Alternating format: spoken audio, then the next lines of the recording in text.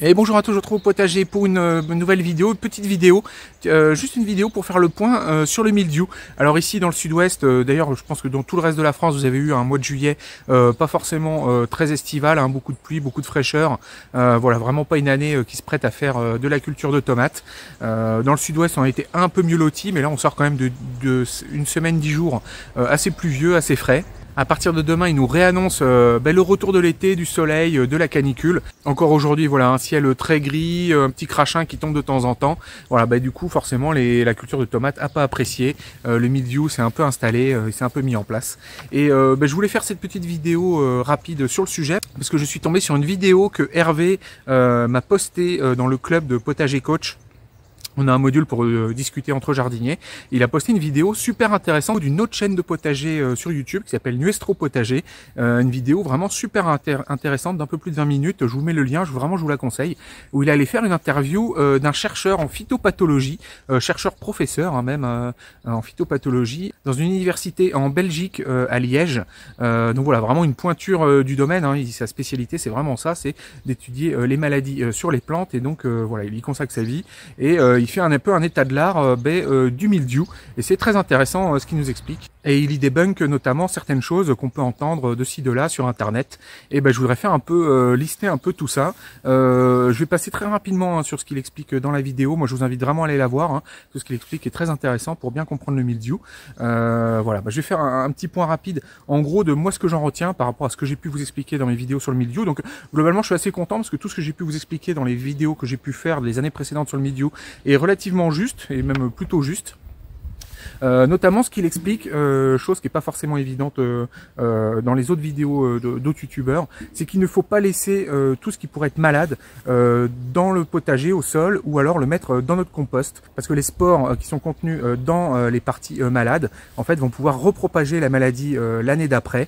Alors, on peut les mettre au compost quand on l'amène à la plateforme de compostage, où là ils ont un compostage qui monte vraiment en température, qui vraiment assainit le compost, il tue tous les graines, tous les pathogènes. Nous, dans nos composts de jardin, on n'atteint pas forcément les températures adéquates, on fait pas forcément des composts qui montent suffisamment en température pour vraiment rendre sain notre compost l'année d'après. Donc si on met des choses malades dans le compost, l'année d'après on aura des... Alors il y a deux types de spores sur le mildiou, il y a les zoospores et les oospores. Et le deuxième type de spores, du coup, c'est celles qui vont regermer l'année d'après, qui vont repropager le mildiou. Et on va réamener en fait chaque année du coup du mildiou. Alors c'est toujours une question de charge virale, hein. Plus il y en aura en quantité de spores, plus il y aura de charge potentielle qui va se repropager, on va augmenter la probabilité du coup de rattraper le mildiou l'année d'après. Donc il ne faut pas laisser de plantes, de parties malades au niveau du sol, il faut essayer de les éloigner, alors soit les emmener à la plateforme de compostage, soit vraiment les éloigner vraiment très loin. Moi j'ai un grand jardin, donc je vais les mettre quasiment à la diagonale du jardin, ça va faire quasiment une centaine de mètres, donc voilà, je vais les emmener très loin. Et voilà, pas laisser les parties malades au potager et surtout pas voilà, composter au niveau du sol ou les mettre dans son compost. La chose la plus efficace à faire quand on a le mildiou, c'est de faire le tour de ces plantes et de surveiller tout ce qui est malade et de supprimer les parties malades. Hein. Donc voilà, ça c'est ce que je vous préconise de faire depuis le début, c'est de surveiller vos cultures et dès que vous voyez quelque chose qui est atteint, c'est de couper ce qui est atteint puis de l'éloigner comme je vous l'ai dit précédemment. Il parle notamment des traitements. Alors il explique bien que pour les jardiniers amateurs, il n'y a pas de traitement curatif de disponible, en tout cas qui a été étudié. Il parle de la bouillie bordelaise en préventif. Il explique bien que la bouillie bordelaise, ça marche vraiment que en préventif et que dès qu'il va pleuvoir dessus, ça va lessiver et ça va partir au niveau du sol et donc le traitement va être perdu. Donc voilà, comme on a en plus c'est quelque chose qui va polluer le sol, hein, qui va mettre du cuivre dans le sol. On n'a qu'un certain nombre d'applications qui est autorisé par an et donc voilà, c'est un traitement qui du coup, quand on fait des cultures en extérieur, qui n'est pas forcément très intéressant, très efficace sur la durée de la saison, parce que voilà, on va avoir que 1 ou 2 traitements par année qui sont autorisés en bio, on va dire, et ces 2 traitements vont être rapidement lessivés par les pluies. Et comme généralement le mildiou apparaît quand justement il pleut et que le temps est humide, voilà, notre traitement va être rapidement lessivé et ça va pas rester. Donc la bouillie bordelaise, voilà, c'est pas magique, ça a de l'effet, hein, ça fonctionne bien, mais voilà, il faudra en appliquer en permanence et c'est vraiment pas dans les doses qui sont autorisées. Il explique bien également qu'il faut attendre, qu'il y a le bon délai d'attente entre l'application de la bouillie bordelaise et la récolte, et que du coup là vous voyez, là moi j'ai des cultures qui sont en phase de récolte, là je peux pas appliquer de la bouillie bordelaise dessus et en même temps récolter, voilà, c'est pas autorisé ça en bio, puisque on pollue nos légumes au cuivre, donc on n'est pas censé traiter à la bouillie bordelaise et récolter tout de suite après.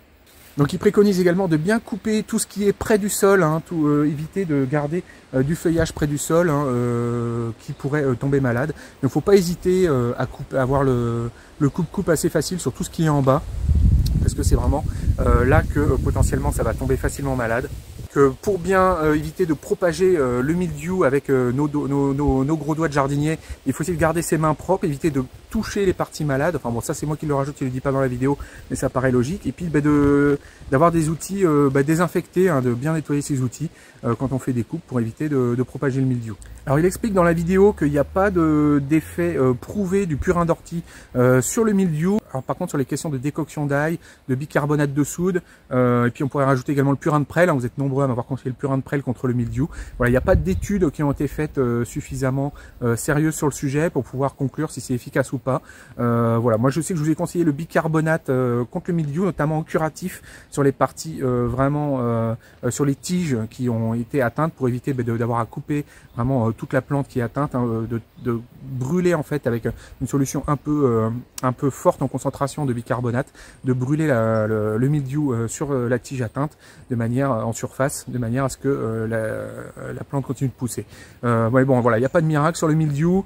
Ce qu'il faut espérer, c'est que le temps tourne au beau. Si le temps reste à la grisaille, à l'humidité, de toute façon le mildiou va finir par gagner. Tout ce qu'on peut faire, c'est essayer de le contenir.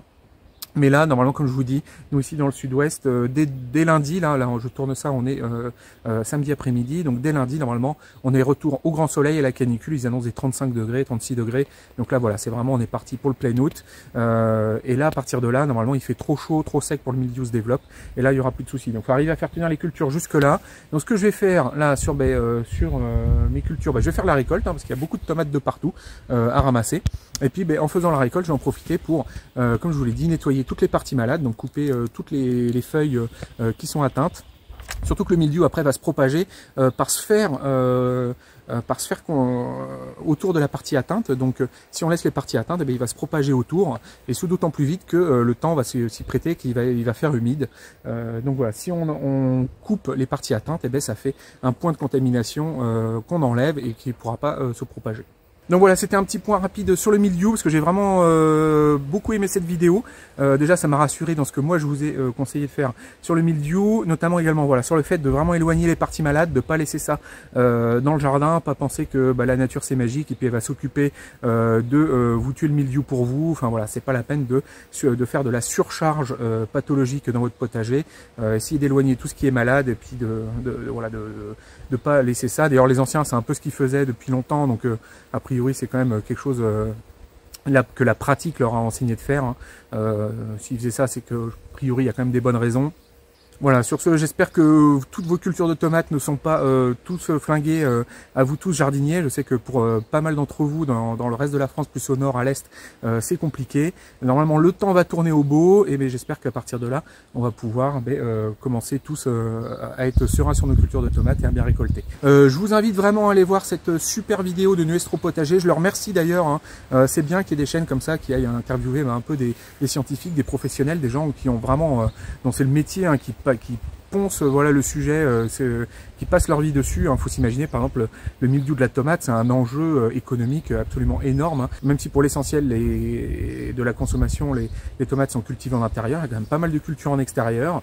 Voilà, je vous invite à aller voir la vidéo. Il y a pas mal de sujets également sur la résistance génétique, hein, notamment il y a des variétés F1 qui sont sélectionnées pour avoir des gènes de résistance au mildiou et tout. Enfin voilà, beaucoup de choses intéressantes dans cette vidéo, allez la voir, très intéressant. Et moi du coup je vais m'occuper de mes cultures et je vous dis à bientôt pour une prochaine vidéo. À bientôt.